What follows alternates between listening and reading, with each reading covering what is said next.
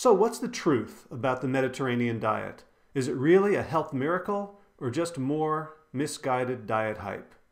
Hi, I'm Howard Jacobson, contributing author to Whole, Rethinking the Science of Nutrition. The Mediterranean diet is nothing new. There's already a lot of cookbooks out about it, and it's clearly the diet to choose if you have 28 days to look amazing in a yellow bikini. But recently, a study came out suggesting that the Mediterranean diet is the world's healthiest diet.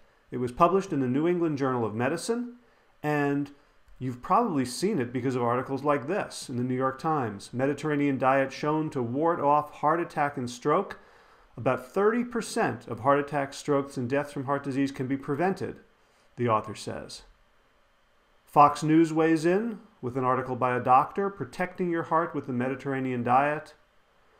Dallas News claims that the Mediterranean diet study rocks the medical world.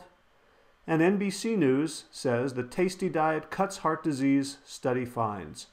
So I was really curious. This sounds like great news. So what I thought I would do is take a look at the real study, the published study in the New England Journal of Medicine, and see what it says. The study was conducted in Spain and assigned 15,000 people randomly to one of three groups: a Mediterranean diet plus extra virgin olive oil, a Mediterranean diet plus tree nuts, or what they called the low-fat diet or the control diet. I'll frame my discussion of the results with two big problems. The first problem is, it turns out that all three diets are killers. Here's the actual data as reported in the New England Journal of Medicine. The top row, the total number of events, is simply adding up the next three rows, the number of strokes, heart attacks, and deaths from cardiovascular causes. They added another column, death from any cause, at the bottom. Now, to be more accurate, we're going to use not the actual numbers, but the rates of events per 1,000 people per year. So the first thing to notice here is that the only outcome in which the Mediterranean diets outperformed the control diet was the number of strokes. In fact, this data shows that the number of heart attacks is statistically the same, the number of deaths from cardiovascular causes is statistically the same, and the number of deaths from any cause is statistically the same. The only reason that the overall rate is statistically significant is because of the rate of strokes. So that's one thing. The second thing is that the rate of strokes and the rate of all these events is incredibly high in the Mediterranean diets, both with olive oil and with nuts.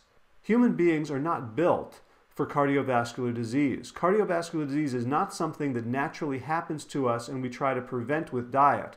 Cardiovascular disease is something that only happens with a diet that causes cardiovascular disease. So the fact that these numbers are so high is the real story, not that they're so low. So the second problem is that the diets weren't really different. So again, let's return to the actual data reported in the New England Journal of Medicine. And let's focus on the percentage of calories from fat in each diet.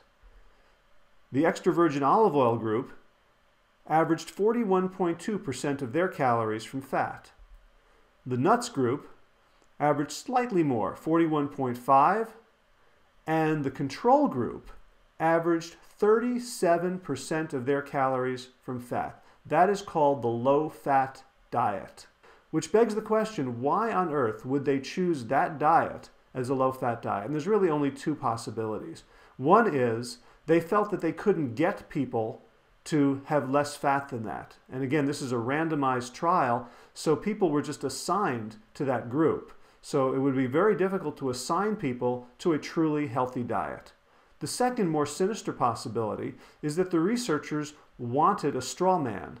They wanted to have what they called a low-fat diet, but actually wasn't, so that they could prove, supposedly, once and for all, that low-fat diets don't protect you from heart disease. So just to give you a pictorial representation of the three diets, when we do a scale from 0 to 100, you can see the two Mediterranean diets are just over 40, and the low-fat diet, in quotes, is almost the same amount.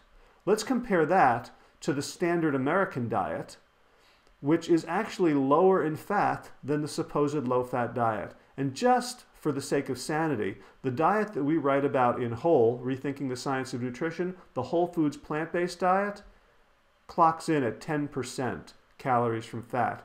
That's truly a low-fat, heart-healthy diet. So perhaps the New York Times should run a correction in its next issue, changing the headline to 3 almost identically bad diets produce 3 almost identically bad health outcomes. I'm Howard Jacobson, contributing author to Whole, Rethinking the Science of Nutrition. It's available for pre-order now, or you can pick it up at your favorite bookstore in May. Until next time, be well, my friends.